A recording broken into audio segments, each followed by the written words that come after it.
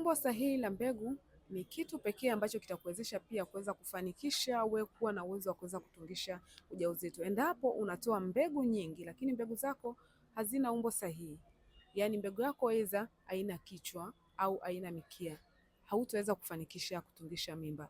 Kinachokuwa kinahitajika, mbegu yako kuweza kutungisha mimba baada ya kutoka ikiwa kwenye kiwango kinachohitajika, inatakiwa kuwa na kichwa, kuwa na kiwiliwili na kuwa na mkia. Kichwa kitasaidia kwenda kupik kwenye yai na kusababisha ujauzito, lakini mkia utaisaidia ile mbegu kuweza kumove kwa faster kuifikia mji wa mimba, na kiwiliwili kinasaidia kuweza kutoa nishati ya mbegu yako na kusaidia kuweza kuwa na afya bora na kuwa na uwezo wa kuweza kusababisha ujauzito. Kama umebaini kuwa hali yako ya kutungisha ujauzito ni dhaifu au umetafuta mtoto kwa muda mrefu haujafanikiwa, na kila ukifanya vipimo naambiwa mbegu zako hazina umbo sahihi, Jeni na Afya yupo kwa ajili ya suluhisho hilo. Wasiliana nami popote pale utakapokuwa, huduma yangu inafika pasipo shida yoyote.